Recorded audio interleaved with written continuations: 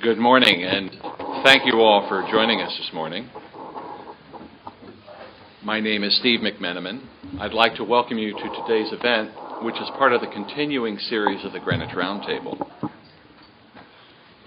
Our topic this morning, the impact of geopolitical risks on savings and investments, is a continuation of our series on global macro strategies.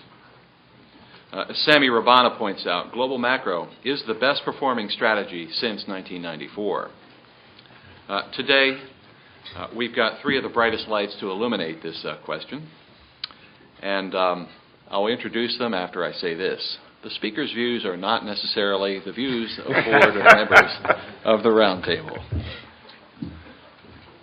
So we'll start off sitting to Steve's left. Elliott Abrams is the Senior Fellow for Middle Eastern Studies at the Council on Foreign Relations. He served as Deputy Assistant to the President and Deputy National Security Advisor for President Bush, or George W. Bush, where he supervised U.S. policy in the Middle East for the White House. Before that, Mr. Abrams was President of the Ethics and Public Policy Center in Washington. Mr. Abrams has also served in the State Department during all 8 years of the Reagan administration.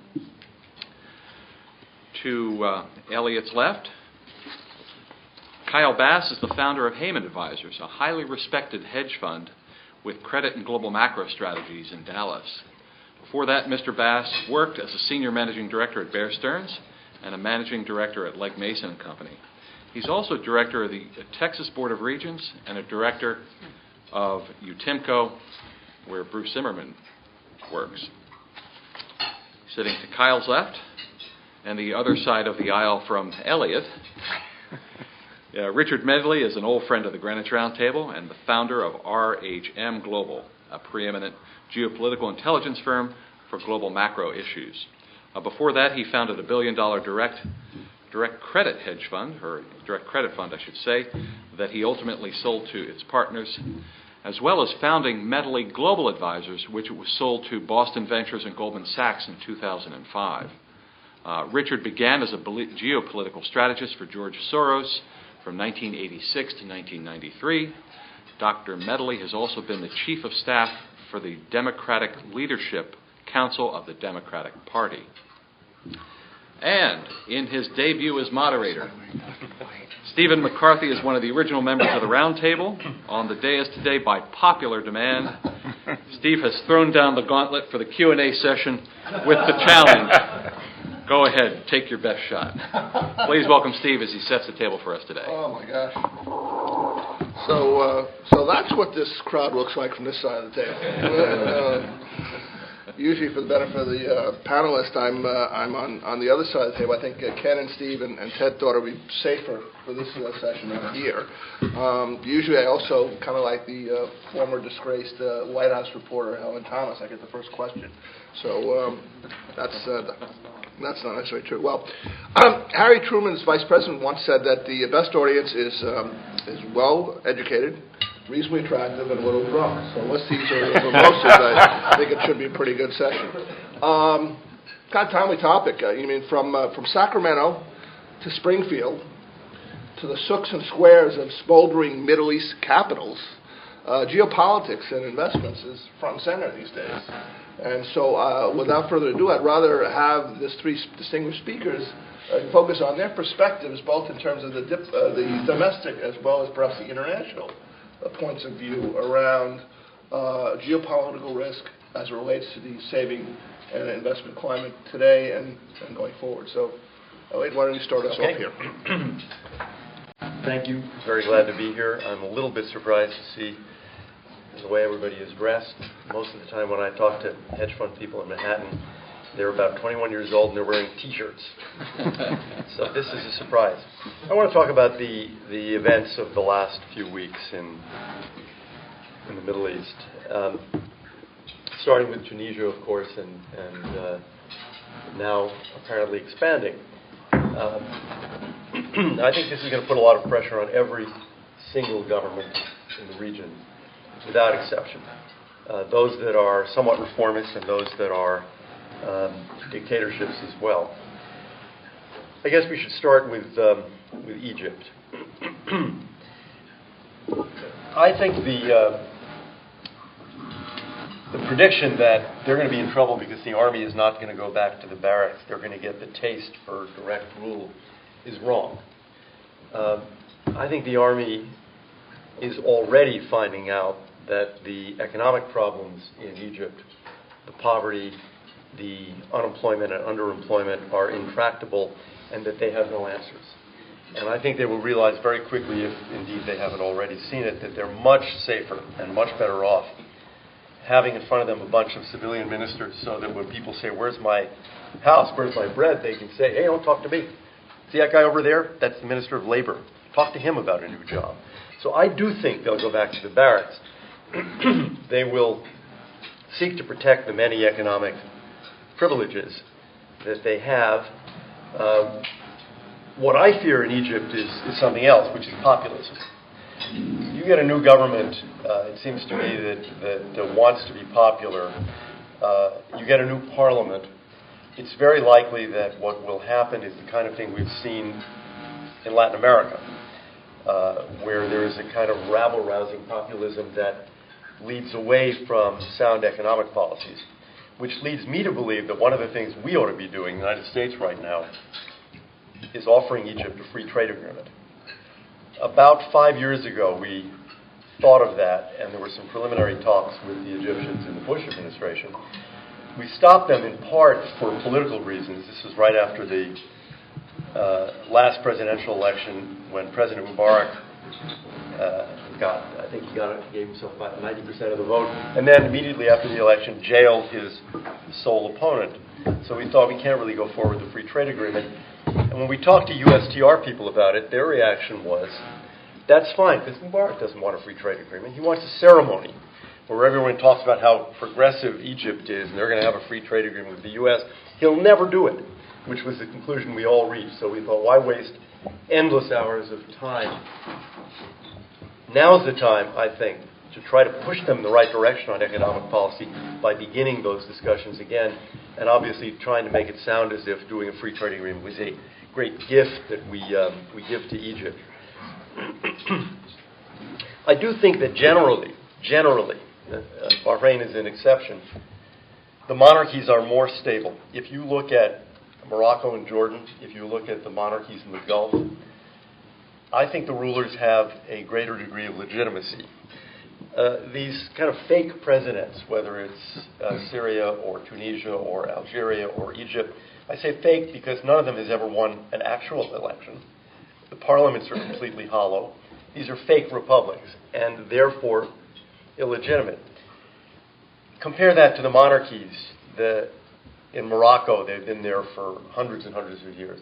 The Hashemites, a certain degree of respect. The Gulf monarchies. Not only do they have a degree of legitimacy, but they're able to insulate themselves somewhat from the troubles of the day. Look what happened in Jordan. The king immediately fires the prime minister. Right, that's a very smart thing to do. Remove yourself at least slightly from politics and from the complaints that people are making. Blame the problems on the civilian ministers and change them. The only thing you need to worry about there is if you do that too often, they look like marionettes. And you lose the benefit of being slightly distant from political troubles. I think that is true in the case of Jordan, and I think the king would be wise to move back even further from politics. They have elections there, allow the parliament to choose the prime minister rather than having him come directly from the palace. In Morocco, they do that. The prime minister comes out of the elections and the parliament. The problem in Morocco is partly you look at the participation rate in elections, very low. Why? Because people think it doesn't really matter. The only thing that matters is the palace. That's not safe for the king, nor is it safe for the king, for the royal family to be so deeply involved in the economy, commerce and finance through his holding companies. It leaves a bad taste. And it would be a lot safer for the dynasty if he would just pull back some. It may, there'll be a lot of resistance to it because they're making a lot of money, but it's the smarter thing to do. Each case is obviously different, but take Bahrain. Why is this blown up in Bahrain? Well, it's easy. Of course, it is the Sunni Shia problem, which no other monarchy has in quite the same way. I think this is real trouble. This should not have been news to the king. We've talked to him about this for years and years. Why don't you move further in the direction of reform? And he, what he wants, like so many others want, of course, is a kind of fake reform. He wants the appearance of reform without actually devolving any real power. And again, it's a mistake. It is not safer in the long run for him to try to hold on to all of the strings. Qatar and the Emirates don't have to worry about a revolt on the part of their citizens. There practically aren't any citizens. I mean, many of you have visited there. You're talking about, Pakistani, Indonesian, Indian guest workers. They're not going to riot for political rights. They don't expect political rights. So that's a completely different situation. And with the population as being so small of actual citizens, there's enough money to throw around. Somebody said to me yesterday that you can calculate that every one of the very few citizens of Qatar is worth $50 million. To which, of course, I replied, how do you take out an application? So I am not worried about those two very important financial centers. I'm very worried about the stability in Bahrain. I mean, already the economy will have been quite damaged, and people they're obviously in competition with places like the World Financial Center in Dubai or Abu Dhabi, and how could you possibly choose Bahrain as of this morning? Let me say something about Saudi Arabia, which is such an important place from all of these perspectives. I do think they're in for a few years of trouble because of the succession situation. As you know, they don't have enough money to buy everybody off. This is not the situation of, say, Qatar or the UAE, where there's lots of money and very few citizens.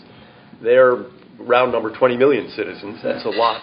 There is a tremendous amount of poverty and underemployment and unemployment, and particularly of males. And there hasn't ever, I think, been a society on the face of the earth, including our own, where you get away with having lots of unemployed and underemployed young males, and it doesn't create huge social problems. And they're going to be facing this crisis right now at a time when the king is quite sick. I mean, I've been getting 2 or 3 emails a day saying, the king is dead, the king is dying, the king is dying. Well, I don't believe them yet, but the king is obviously not in good health, and the king hasn't been in Saudi Arabia for months. He was here and is now at his palace in Morocco. His successor, Sultan, is really not in better health either and is not capable of serving as king. After that, you get Nayef, who is a quite unpopular figure. It's not clear what happens after that. I mean, we know there is a new mechanism which is supposed to decide on the next king, the Allegiance Council that the king set up. It has never functioned. We do not know how it will function. We don't know whether there will be a reasonably smooth move within this generation. I guess my candidate would be Prince Salman, who's the governor of Riyadh, and is only about 75 years old, so in this league he counts as a spring chicken. And there's one other brother in that generation who could serve as king, and that's Prince Mukran, who's the head of the intelligence service, who's only in his low 60s. And they could thereby put off a change of generations for quite a while. If you jump to the next generation, you're going to have, I think, a lot of trouble because there are too many candidates, too many branches of the family, too many people to buy off in the way that has been traditional. If you were to get into President Reagan used to joke about the Russian leaders, that he'd met every Russian leader who lived long enough to come to a meeting. As you remember, there was a series of them Brezhnev, Andropov, Chernenko, who didn't last very long. You get into that kind of succession crisis in Saudi Arabia in the current circumstances, where there's trouble, let's say, in the region and the possibility of trouble in the streets. And it's quite worrying, particularly if it happens at a time, let's say the next 10 years, at a time when people are beginning to think about what's the medium term, 25 years, future of oil and oil prices, and what is the meaning of shale gas, and what will these what will the impact be? Who's going to become a gas exporter? How much of energy, even for vehicles, will stop being petroleum? Never mind power generation. It's a bad concatenation of events. Running out of time, so I'll finish with Iran. We've seen a little bit of demonstrations, but a little bit could be 20,000 people. That's the best estimate I've seen. It's an extremely ruthless regime. And as in Syria, I think the real reason there aren't more people in the streets is that people assume they'll get either shot or jailed for a very long period of time, which is probably right. I do think that in the medium term, this is an unstable situation in Iran. You have a young, very young population, which is completely out of sympathy with that regime. There is no regime in the region that is more hated, I'd say, by its population than that in Iran. So it can last for a while just by brute force. It would be a huge change if you think about an overthrow of the government of Iran. It's one of the 2 or 3 most significant geopolitical events that could occur. For one thing, it means that this move toward Islamic radicalism that we've seen since 1979 would be reversing itself, because Iran is a huge engine of support. Hezbollah, Hamas, every group. I remember we used to debate 10 years ago, how could it be that Iran would be supporting Sunni terrorist groups? Well, they do support Sunni terrorist groups. They support a lot of terrorist groups. It would change the Levant. It would change the Gulf. It would change the whole picture of radicalism throughout the world. And it's going to happen. It's going to happen. We can't tell, of course, which clock moves faster, the nuclear clock or the, let's say, the rebellion clock, which is a problem we're going to have to deal with. And I'm happy to talk more about that in the Q&A. But I would just conclude by saying I do think this will affect every country. We see it in Yemen now. We see it in Algeria. We see it literally today in Libya. I don't think anybody in this room would be shocked if you turn on the news tonight and find out that there is no longer a king in Bahrain. So this is, I think, the largest event in the Arab world since the end of colonialism, and the impact will be played out over the coming years, not just the coming months. Happy to talk about individual countries or anything else you'd like to talk to. Thanks. Thank you. This is a segue or sidebar. I had been in Bahrain about a month ago with the theater group Shaking the Tree. We did a program for a multifamily office, and during the evening I had got a chance to go and walk the souk and saw the tremendous number of young men out and about. And, it struck me when I came back after everything hit the fan, so to speak, that, wow, this is kind of a powder keg. I guess part of the question I would have is that Saudi Arabia is an example. They had the article about the 3 80-year-olds on top. They have the issue about the 700 princes that have the mouths. And the question, I guess, is you've lost generations in that part of the world because 50 to 60% of the world is under the age of 25.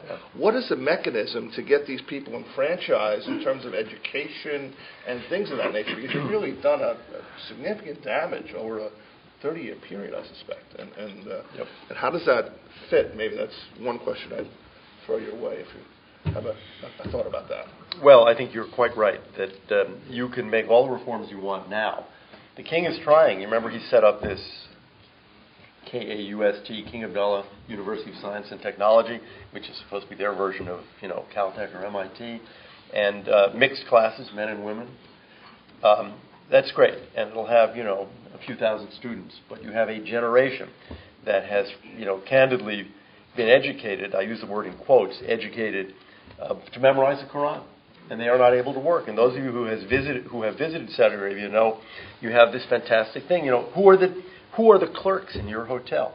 Who's the guy behind the desk? Who's cleaning your room? There are no Saudis doing any of these jobs, which makes it a powder keg. I have thought of things, frankly, like enlarging their armed forces, not because they need them. They need to absorb another 100 or 200,000 young men. They should have much more in the way of universal service, National Guard, police, and so forth, only to act as a sponge. But you have this problem throughout the region in different ways. It's funny because you have both sides of the coin. I'll just stop with this. That's what you have in Saudi Arabia. In Egypt, you have the other side of the coin. People have had a secular education. They expanded the number of universities. So you go to university, you get out of university, and there is no job for you. There's no job at all. Or maybe you're a street vendor. Remember the guy who started this in Tunisia was somebody who had an education, and he was a street vendor because there was absolutely no work for him. So this is that's why I think this is going to spread, because that kind of tinder exists in almost every country.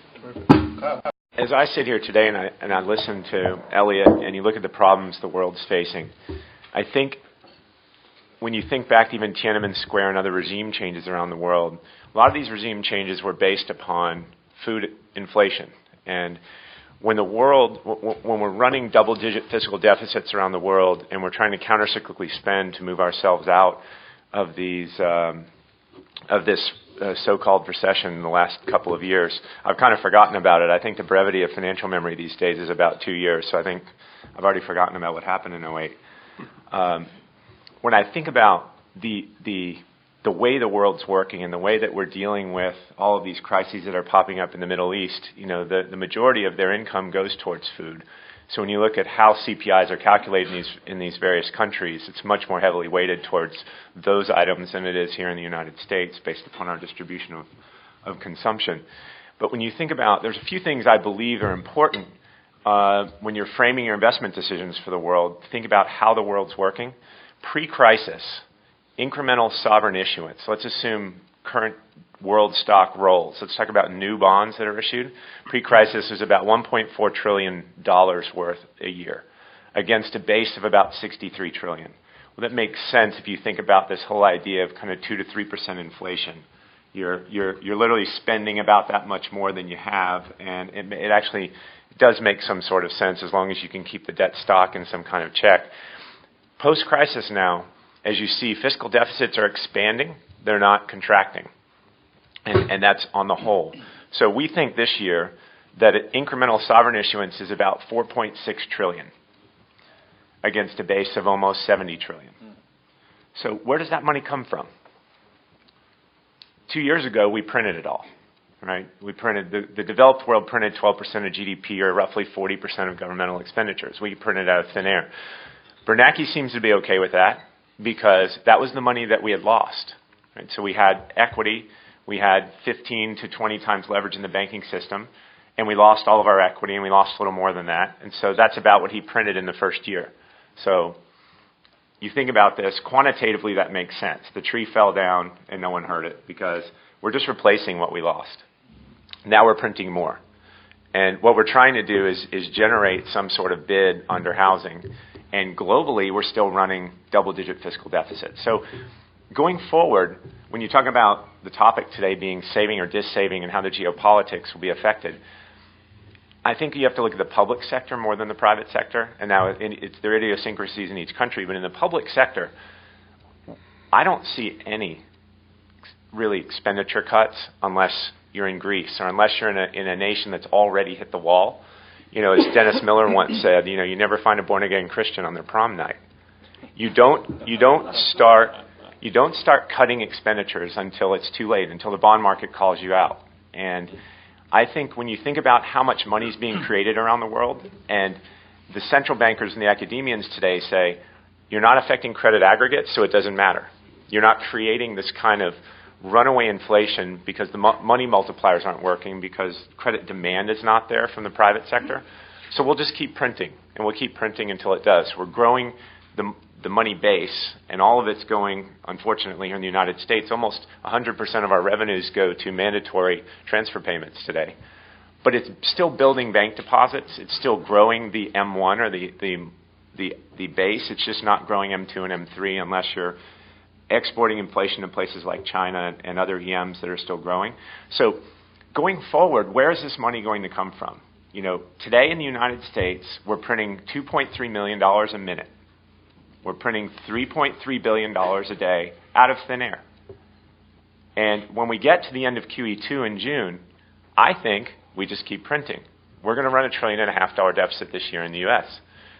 We're buying every single bond that we issue incrementally. Bernanke is enabling the administration to keep spending on the current path because there's a consensus in D.C. It doesn't matter which side of the aisle you're on. There's a consensus that we just need to keep spending and don't disrupt this fragile economic recovery. We'll worry about containing the spending later. Even if you look at the new budget from the administration, it's we'll pay for it later, just don't stop it now.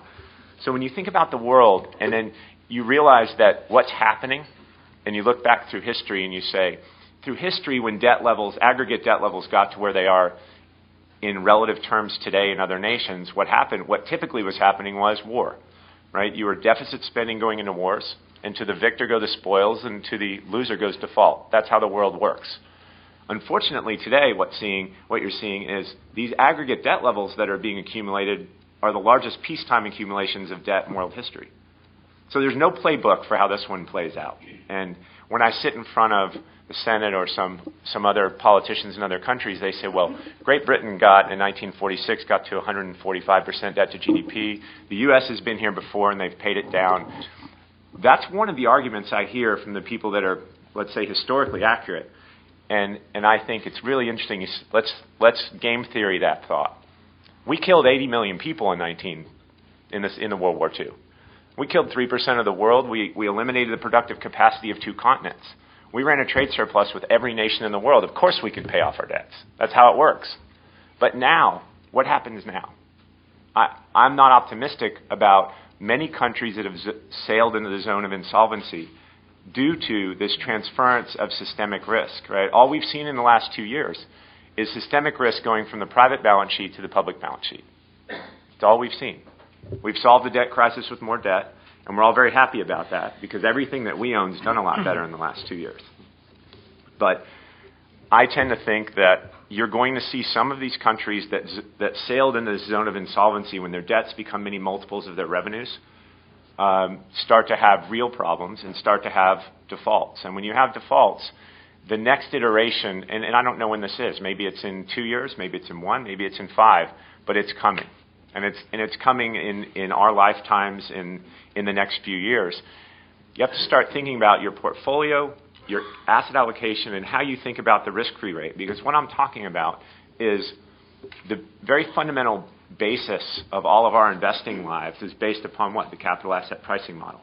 The risk-free rate being the risk-free rate. The Black-Scholes model being the Black-Scholes model and working with the key input being the risk-free rate.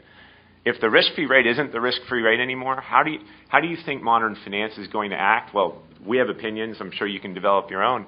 But I think it's important today to not do what the Fed wants you to do and take your money out of cash and maybe sell bonds and go buy risk assets and buy stocks and buy real estate. I think buying productive assets, buying things with yields are a good idea, but I also think you should keep cash. You shouldn't be fully invested. And I think that cash should earn nothing because I think there's a time coming that's a generational wealth moment. When you finally get these defaults, it's going to be the time to go buy post-reorg sovereign obligations, buy these currencies of countries that end up defaulting because in theory, in historical terms, they end up undervaluing the currency because they discount future inflations and things like that. Anyway, I think that I'm much better at Q&A than I am at standing on a soapbox. But I think it's important to think about those issues because I don't hear those issues talked about at the top MBA schools. in the country. I don't hear those issues really talked about in the political circles. They just want to talk about, well, that damn health care bill is going to cost another $1 trillion in the next 10 years, and let's go fight about that. When President Bush enacted Medicare D, what was that, 7 years ago? Medicare D's discounted, unfunded benefits have already exceeded Social Security. It's $18 trillion. It's been around 7 years. We've been bitching about Social Security for how long? We need to turn it off. We need to turn off Medicare D. That's the cancer in the system. Let's not talk about $1 trillion over the next 10 years. The politicians are not focused, in my opinion, in the operative areas of our problems. And globally, when I go to meet with foreign governments, their eyes not on the ball as to where it should be. Their eyes on the ball where they hope it should be. And I think there's a big gap and a big cognitive dissonance that these people live with. So I think it just pays attention to think about where this money comes from, because my bet is they just keep printing it. And if they keep printing it, global rates move higher. You need to think about how that will affect your portfolio. Maybe it doesn't happen this year, maybe not next year, but I think you're going to see these kinds of things happen. And I don't think there is a great playbook to play out of unless you determine one for yourself. So I'll stop there and love to entertain questions. Okay, let me jump in quickly on a point, Kyle. You started off your comments about food inflation, the concept of inflation. And I guess one of the things I want to throw out is the whole inflation-deflation debate, because it strikes me that on the one hand, here in the States, we've got 9-10% unemployment, 76% capacity utilization, kicking a can of inflation down the road. It's not going to be here. But in the face of it internationally, with food inflation, huge rate issues, major inflation problems, changes in the central banks overseas in terms of their reactions. Are there catalysts out there that you're seeing that need to happen in the central bank arena in terms of taking activities, either us or them, that will change some of this inflation, deflation discussion going forward? Yeah, I think, when you look at inflation or deflation, if you eat or drive to work, you have inflation, right? But if you look at the core, if you look at the Fed's priorities, looking at the core is their decision. It's actually not determined by their charter that they have to look at the core. They just opt to look at the core because they want to. When you look at food price inflation, yes, it's been a terrible year. Right? Australia's underwater. China's in a drought. Russia's on fire. It's an awful year. But there's always a reason for something, right? And when you look at the enormity of the food price moves and what's happening in the Middle East, I tend to believe that the food prices are what's causing all of the unrest in the Middle East, and say the majority, maybe not all of it. At least it's the impetus for some of these riots. But when you think about global central banks, every global central bank out there that can print money is. And they're going to continue to do that because that's the political answer. One thing you have to remember, I don't want to get lost or mired in this debate of whether we're going to have deflation first or inflation secondary. There have been 26 hyperinflations in the last 200 years in the globe, and every single one of them has been caused by monetizing fiscal deficits, printing money. Every single one. So you get into this scenario where, look at the U.S. I mean, I don't know why we sit around this table and think that spending $3.7 trillion against revenues of $2.2 is a good idea, it's okay, or we're fine with investing our money in this market. I don't understand why everyone thinks that's okay. But you know why? It's because it's worked before, and it keeps working until it doesn't. It's very psychological. If you take the time to look at the U.S. budget, I'll sit down with someone on the Senate Budget Committee, and they don't know the numbers. And if they don't know the numbers, then who's paying attention to the numbers of the U.S. budget? I spoke at Harvard. I'm kind of going off on a tangent, but on this Sunday, I spoke to the MBA school at Harvard, and I said, how many people in here, and I can ask this question to you guys, how many people in here know Greece has a sovereign debt problem? The whole room raised their hand. I said, well, how many of you brilliant MBA students know what Greece's cost of capital is? What's their funding cost on balance sheet today? And not one hand went up. Well, everybody knows and everyone can opine that there are these problems, and everyone talks about the problems, but no one's looking into the depth of why. No one understands, including the central banks, how to fix this. But the homeostasis is kind of I was talking about this with Kevin over here earlier. Homeostasis is kind of the best possible path going forward, but it's not going to happen. Okay. I want to try to combine both what Elliott and Kyle have been talking about, we've been writing over the past few months two series of reports, and one we call, as everyone knows, pigs, and we've been talking about what's going on in Europe, and I'll speak to that in 1 second. But then we've been, as the Middle East thing began, we've been writing a series called Pigs in Reverse, which means, Syria, Egypt, Iran, etc., and that you've got a very, you've got these two dynamics that are threatening to very much change the relationship of commodity prices, oil prices, et cetera, in the world. And one of them is exploding now, as Elliott, I think, very well put it. And you've got Bahrain. I think you do really need to worry about Algeria. I think it's a huge powder keg and has oil on top of everything else. The Bahrain is important for a lot of reasons, and one of them is they're very close to Saudi, and secondly is the Fifth Fleet's there, and we have to figure out what we're going to do about that. It may be over the mountain, but people pretty much know where it is. And so that could become much more an important part for the U.S. in the next few weeks if this continues. But Algeria is to me, in terms of if this gets going, Algeria is really the point where you have to worry about, because then you start to spread into oil-rich countries, which we haven't had so far. It was interesting. We were meeting with the IMF guys yesterday, and on the food issue, and they were saying one of the biggest problems in food inflation is you have had these droughts, and as you said, Russia, both sets itself on fire and was on fire this summer, but their point was, the biggest problem in food commodity prices right now is the combination of these droughts and weather conditions, and the fact that, and I really had no idea this was true, that only 15% of food consumed in the world is part of an import-export process. That part of the problem is there's no real internationalization of the food market the way there is the oil market, the way there is a lot of other commodities. And I assume the IMF knows what they're talking. I mean, this was the chief economist of the IMF, so I assume he knows what he's talking about.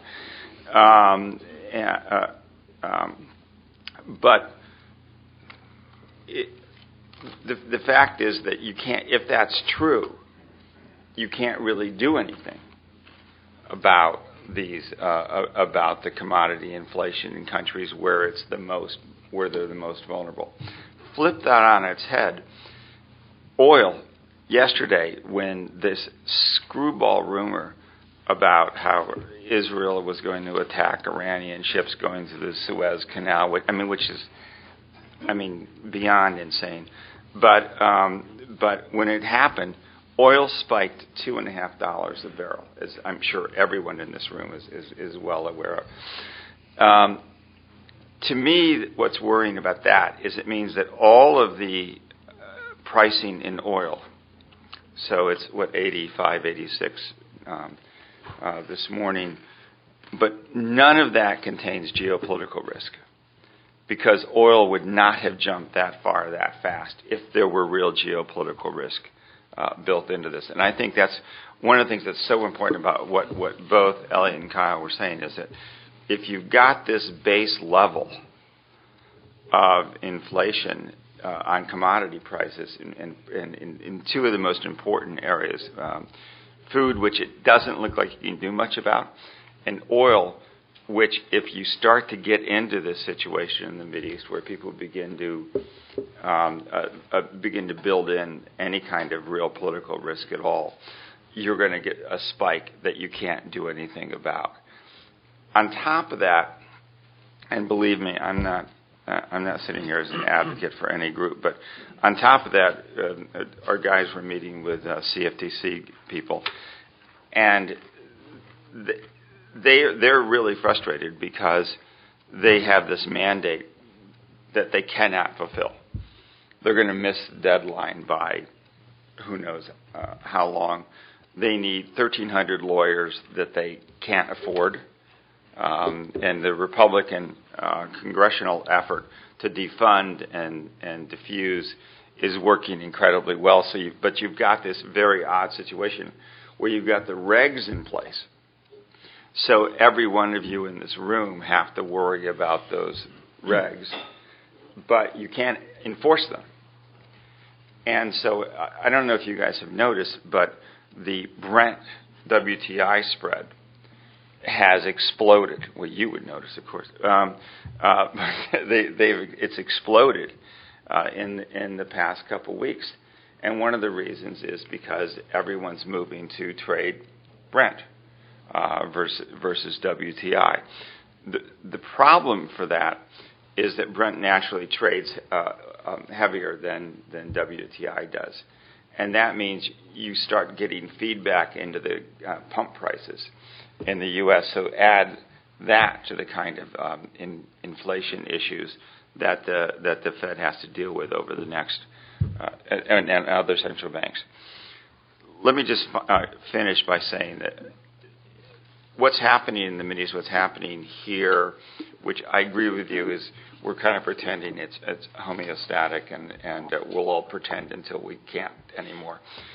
But between mid-March and early May in Europe, we're going to see come to Jesus moment that is a precursor of what we'll eventually see here and in other places. When the Irish election is done, there is a 0% chance that they won't at least say they're going to default as a way of forcing a concession on debt.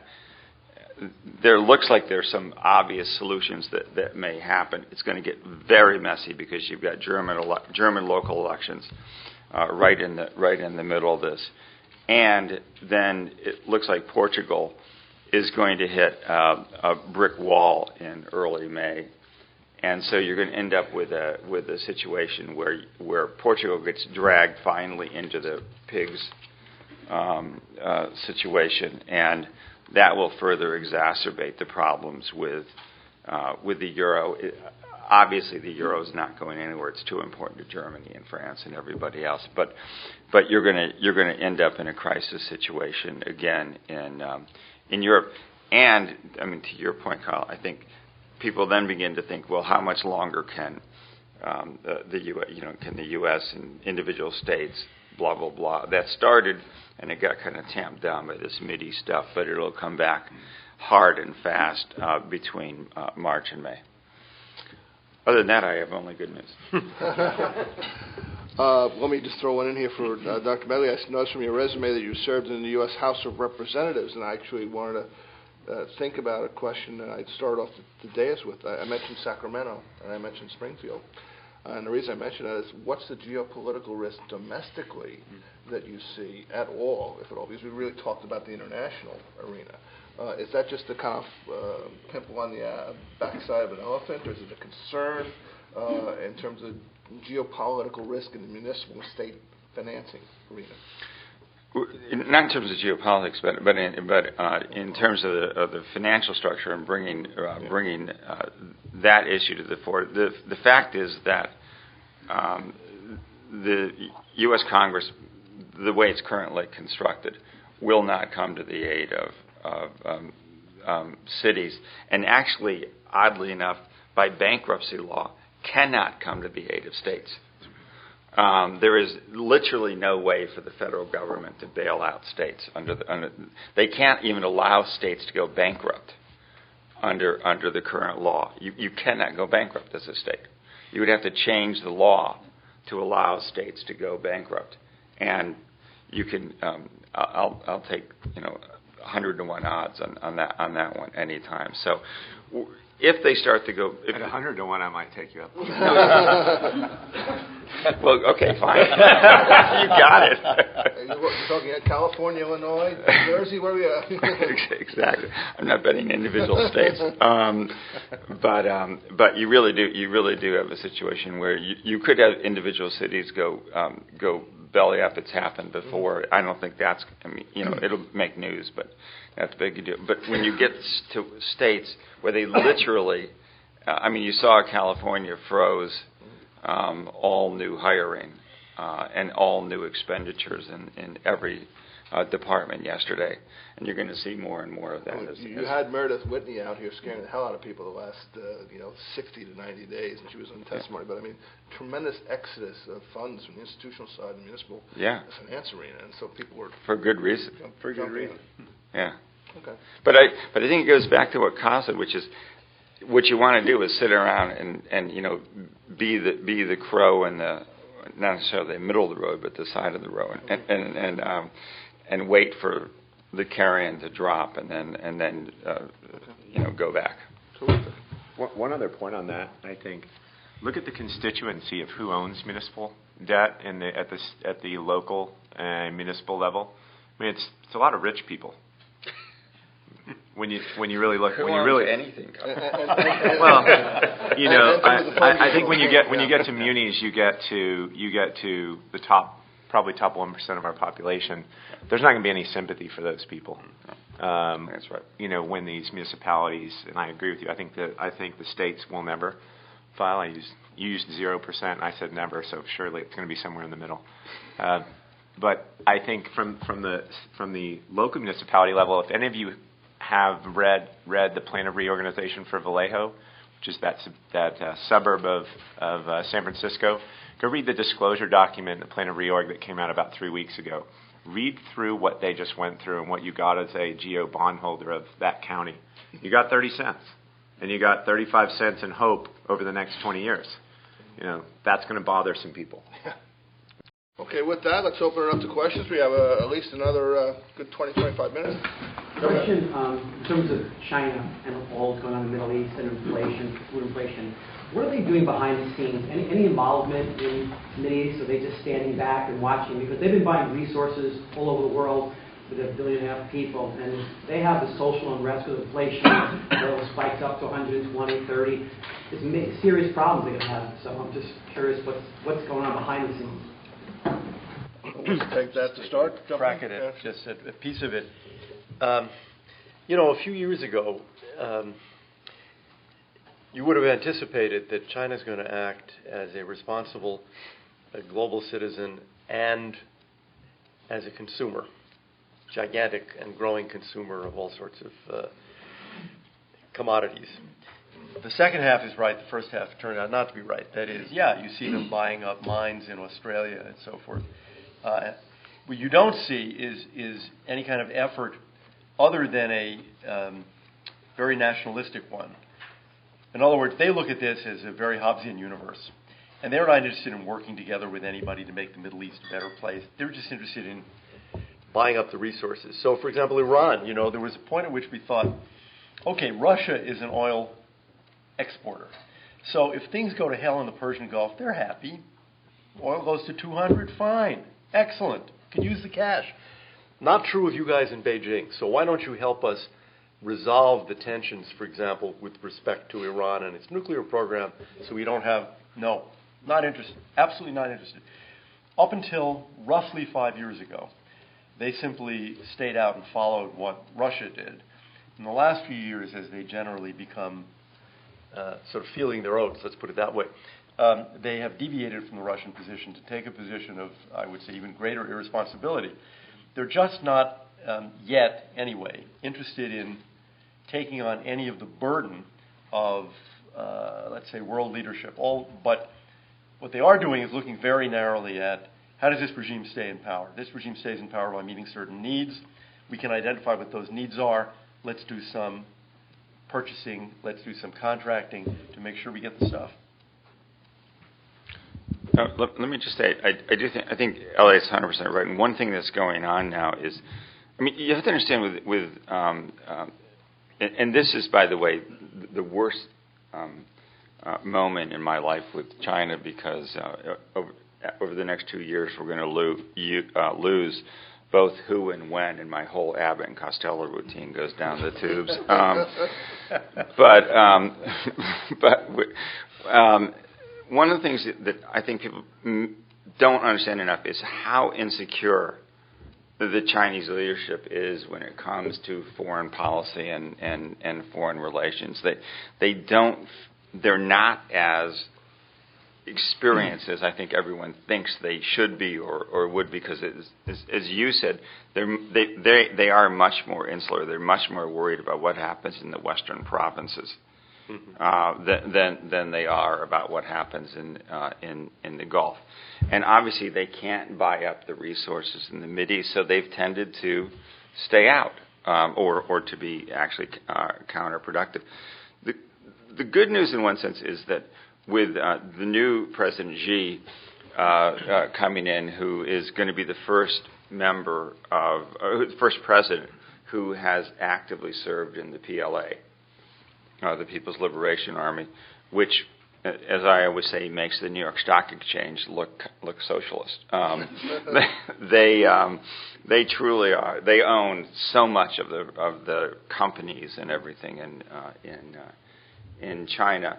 They understand capitalism. They understand commerce. They understand it a lot better. And I think we're going to end up with a more cooperative relationship. But right now, particularly in this transition, Xi can't afford to step out of line, and you're just going to have the who and when be much more constrictive and much less constructive than we would hope they would be. I think Elliott's 100% right. Okay. Yes. Over here. This is going to be kind of other than that, how we're deploying this is Lincoln question, but when you ignoring Kyle's point about economic imbalances in the world, how much do you really think geopolitical influences are affecting investment decisions now? How real is there an increase in instability in the world, or is it really our perception of it and the invention of the 24-hour cable news channel and closer news interrelationships that are causing people to focus on events where analogous events were occurring 20 to 40 years ago, but we just really weren't as conscious of them? So the news cycle. Well, I just take a crack at that. It's clear if you look at Egypt that the news cycle has something to do with it. You got to fill 24 hours a day, and those are great TV things. Rioters in the square and reporters getting hassled the way Anderson Cooper. This is great TV. So especially Anderson Cooper. It was when they hassled Anderson Cooper that I began to wonder which side I was really on. But I do think this is a significant event. You know, Egypt alone or Tunisia alone is certainly not a significant event. But if it spreads and you get a significant change in governments in 5 or 6 or 7 countries, and then, you know, as Richard said, now we're starting to move to places where there's real resources. Egypt doesn't export anything. Tunisia doesn't export anything except people. But Algeria does. And as he rightly said, if you get a Shia government in Bahrain, the first thing the Saudis think about is, the eastern province, majority Shia. Are they going to start talking about a New Deal or independence? So I think this really is it's news-driven. It's cable news-driven. It's Al Jazeera-driven, no doubt. But it's also very important. Yeah, one over here. Yeah. My question was more to Richard. You mentioned really the fact that Germany would probably not want to get out of the euro at any point. I'd love to hear more about it relative to your issues around kind of Ireland and Portugal and cross-holdings that go on within the bank and some of the political pressures that you're going to see kind of eventually come to the surface, as these issues start to percolate. Yeah, I mean, look, the fundamental fact is that the calculations within both the IMF and the German finance ministry, with which the Bundesbank agrees, is that if Germany left the euro, if the euro collapsed, just in euro terms, the mark would reprice at about 320, which is almost triple. I mean, it's not quite, but it's 2.5 times what it is now. And as you know, this economic success that Germany's had over the last 3 to 4 years has been driven by exports. Obviously, you would crush that. There is no amount of money Germany has to pay for Portugal that would outweigh that. The problem is for Merkel, who has emerged as I think, unfortunately, a much weaker leader than people had hoped, is that she hasn't come clean on that to the German people. And if you laid that, I mean, everyone in this room shaking their head, yes. If you laid that calculus out to the German people, I think they would really start to get why, when the German government needs to come to the table for money or anything for EFSF and things like that, that there should be an enormous and immediate support for that. They've made enough progress in the EFSF talks that it looks like you're going to end up with a permanent facility, with the hitch on the 2013 in terms of bondholders and stuff like that. So I think in terms of the structure of Europe, they really got this together, and they've done a really good job of nailing this down. What's going to happen in the Ireland negotiations? Because Ireland's really going to threaten to default, period. And if you're the new Irish government coming in, and I was meeting with a bunch of British guys, like politicians, last night, and they said, "Look, even though we hold a lot of the debt, we understand. I mean, because Ireland's problem is entirely bank related in terms of their debt. If they just take a blank case, if they said that's it, we're defaulting, and we'll go to the 30-cent gutter, they would be in structural surplus within 12 months as a government." Is that bad for them? No, I mean, no, that's the problem, is it's great for them. Right. And so, but Europe's going to have, because, British banks, German banks, that, the dumping ground of all bad shit in the last few years has been the Landesbanks in Germany. And so is true for the Irish debt. They own more. They and the British banks own most of the Irish debt, and so there's obviously a lot of pressure on both sides not to let them default. But that's what I'm saying is you're going to have a big fight over that, because the Irish would be so much better off defaulting. And so with the Greeks. I mean, it's how you grow again. So, but I disagree with your assertion that Germany will go all in.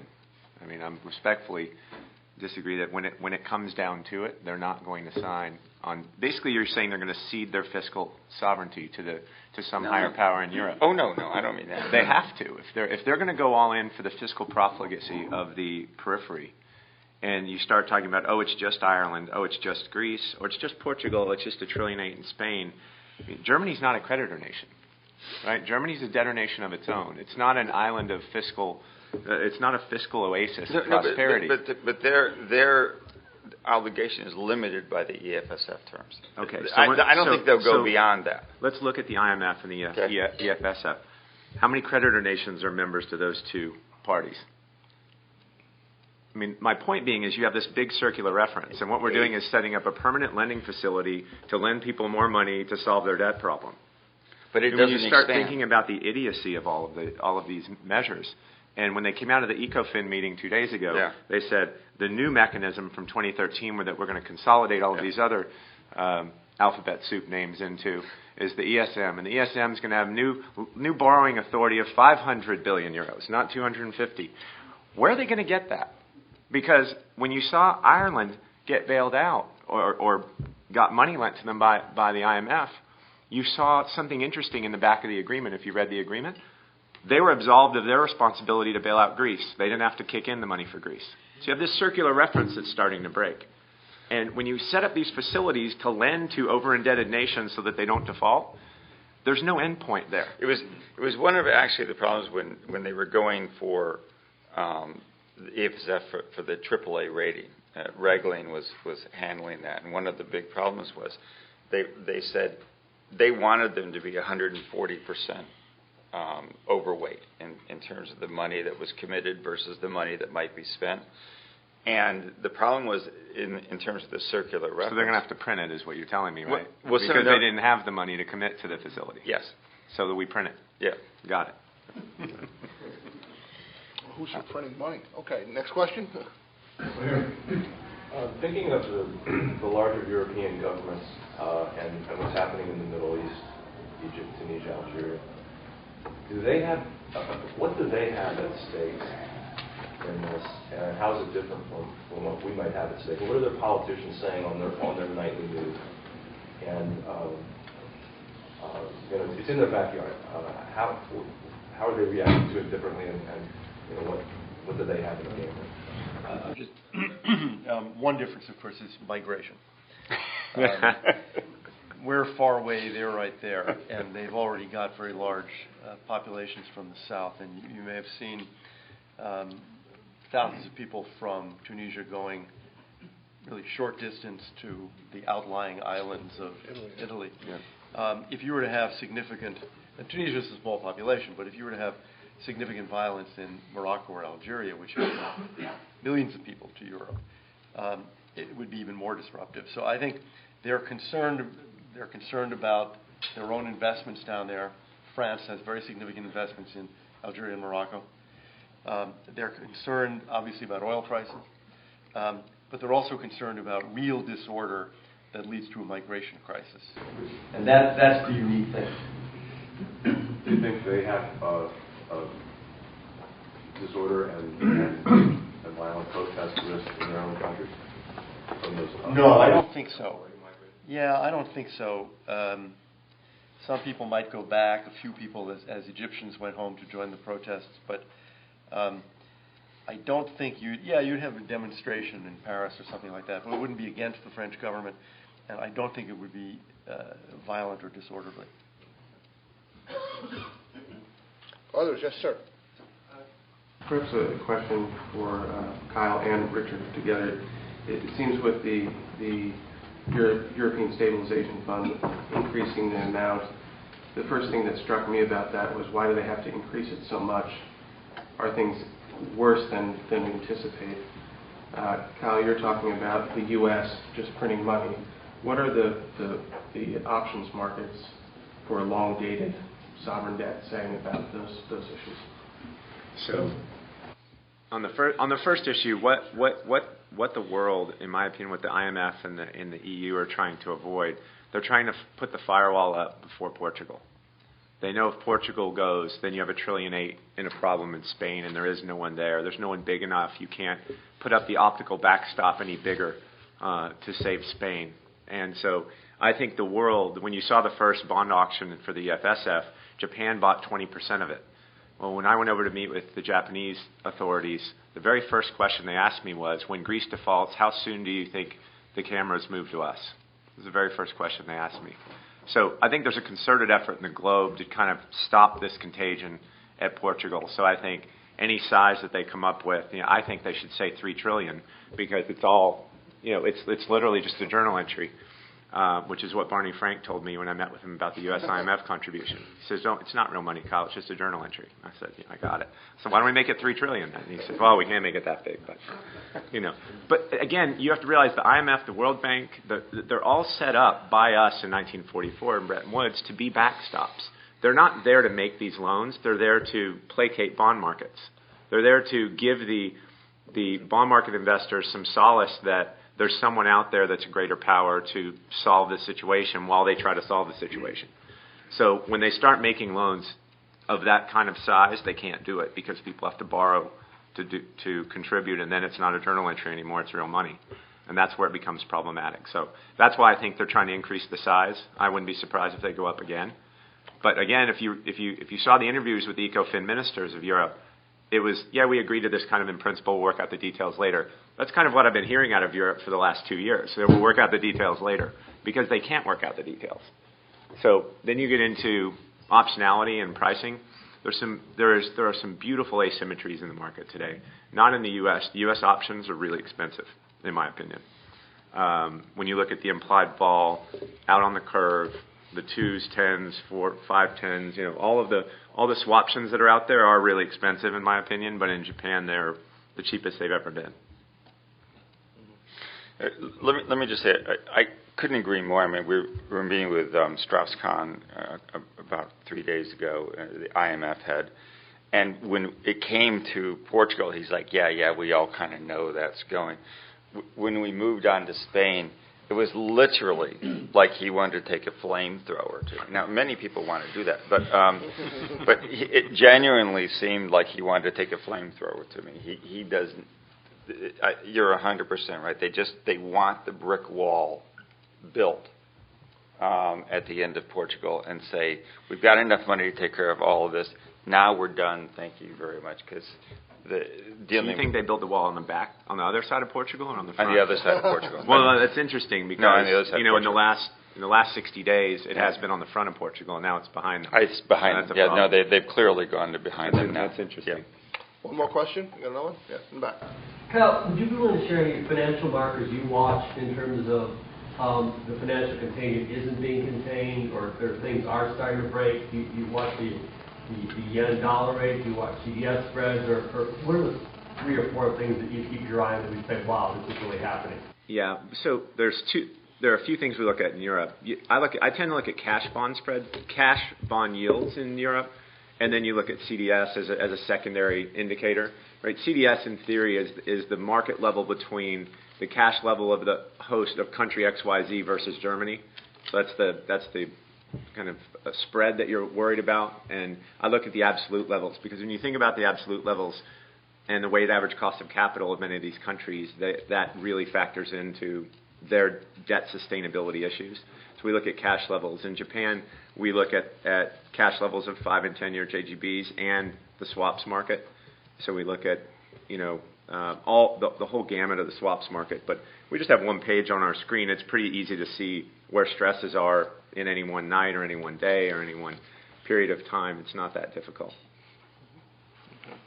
Well, with that, I'll turn it back to my esteemed colleague here, the other Steve Mick. Thanks, Steve. I think you've just paid us the highest compliment, Elliott. Said that, room full of people dressed up. Richard Medley, speaking with his wife this morning, saying, "Why do I have to wear a tie?" He doesn't have to wear a tie for Lloyd Blankfein. Why am I wearing a tie? But he wore a tie today, and it's the highest compliment. But gentlemen, we want you to know that we wear a tie. We don't normally wear a tie. We wear a tie for you out of respect. So thank you. March 24th, we'll all meet here in this room on the subject of, is Muni a 4-letter word? And the Education Committee will meet in the boardroom upstairs directly after this session. Our topic, best practices in alternative investments. Understanding complexity is our next best practice study, but I want to put this out to you. We're looking for experts and articles. We're doing a review of literature right now on these 4 subjects: volatility, leverage, liquidity, and valuation. So if you know anyone who is particularly bright on these topics, send me their names, and if there are any articles that you particularly admire or you think are illuminating, send them to me as well. Maybe Tim Geithner? So illuminate. Woo. Not obfuscate. And I just want to point out, he, one of the unsung heroes here, he's sitting in the back of the room. From time to time, he sits in my chair when I travel. But Bill Jarvis heads up the Common Fund. Bill, I just want to say this. No, he doesn't bang his own drum, but Bill heads up the Endowment Institute at Yale. And if you're on an endowment investment committee, if you serve on a committee or you run an endowment, there is nothing like this. And I encourage you to attend if you are on those roles. Also, the Common Fund Forum is held in early March in Florida. Another wonderful thing. Like us, the Common Fund, their mission is to educate sophisticated investors. So it's very, very well done, and I encourage you to look it up. And lastly, and most importantly, we do get 85% of our funding from limited partners, but there is one sort of unsung hero here amongst us, and he has allowed us to meet Leo LaForce at HedgeServe. HedgeServe has been with us in many different iterations for over 10 years now, and we're very proud of our affiliation with HedgeServe. They've just, before the world knew them, we knew them, and the Global Custodian just awarded them the top hedge fund administrator in the world, and we're very proud of that. And Leo, would you like to say anything to the group?